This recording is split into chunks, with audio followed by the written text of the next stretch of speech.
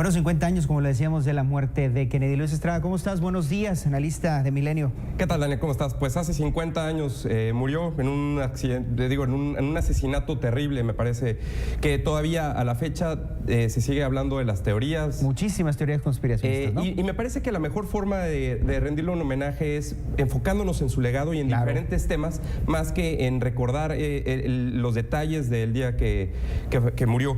A lo largo del día estaremos viendo diferentes temas. En esta ocasión creo que me parece muy importante enfocarnos específicamente en la cuestión, en la competencia con la Unión Soviética en su momento, ¿sí? Y cómo es que Estados Unidos estuvo a punto de una guerra nuclear con la Unión Soviética en ese momento por un conflicto con Cuba. Tenemos el tema con la URSS, que era entonces Unión Soviética, y también con Cuba tenemos lo de Bahía de Cochinos, tenemos la supuesta intención o no de quitar a Fidel del poder, tenemos la crisis de los misiles también, y tenemos la Guerra Fría, ¿no? ¿Qué podemos decir de la relación directamente con Cuba? Estados Unidos, Cuba, administración de Kennedy, Fidel Castro.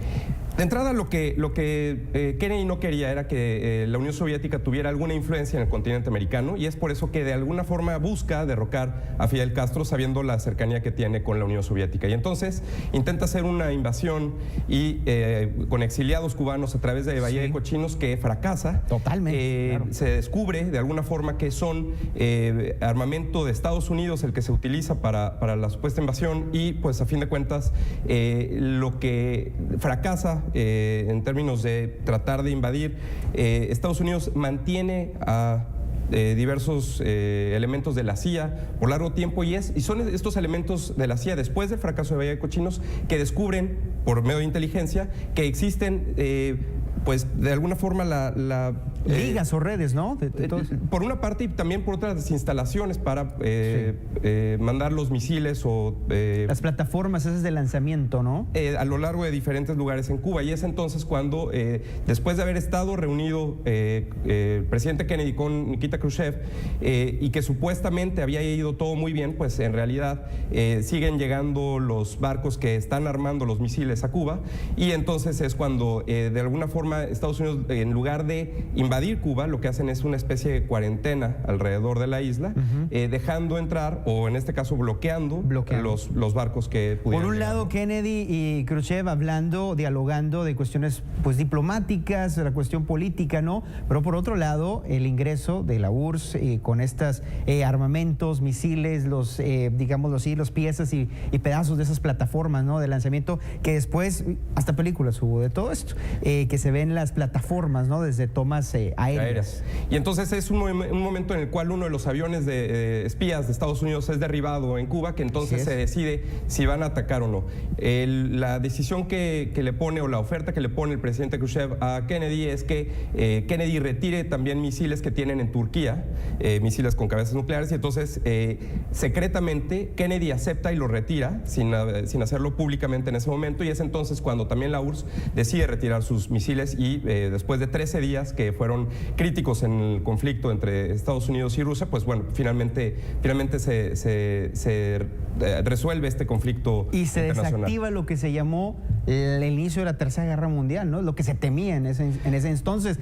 Bastantes situaciones había, hasta digámoslo así, psicosis o la paranoia en Estados Unidos. Los búnkers subterráneos tuvieron un auge en esos 2-3 semanas impresionante, ¿no? Para construirlos. Hay que pensar un poco cuál es la visión del presidente Kennedy en ese momento y cuál es el momento de la Guerra Fría. El presidente Kennedy, su padre fue embajador de Estados Unidos en Inglaterra justo al inicio de la Segunda Guerra Mundial, y la forma en la que observa que Inglaterra no tiene la capacidad de responderle a Alemania y someterla en el momento en el cual estaba por invadir Checoslovaquia, tiene un gran peso en la forma en la que Kennedy observa cómo los gobiernos deben estar siempre preparados para cualquier conflicto. Estamos hablando de un Kennedy universitario.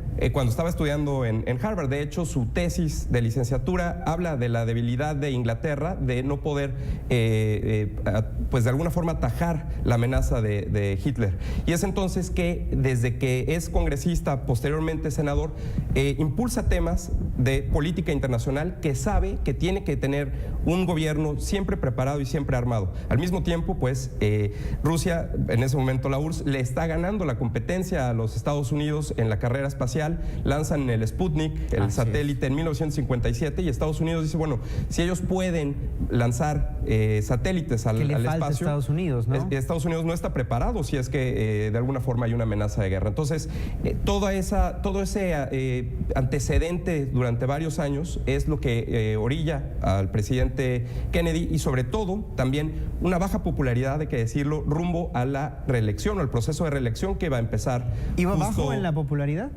Pues en términos de internos, sobre todo los conflictos y el fracaso de Bahía de Cochinos, no tenía una buena plataforma para poder pues competir por la reelección. Sin embargo, estas acciones que tuvo en Cuba y la solución al conflicto lo subieron, y obviamente, bueno, pues ya estaba listo para ser reelecto. ¿Cómo fue desarrollándose posteriormente a esto la relación con Cuba, Luis? Esos operativos que se habla también, digo, de muchos operativos para quitar posteriormente a Fidel Castro, la intervención propia de la CIA, toda esta situación, ¿cómo ya se fue desarrollando?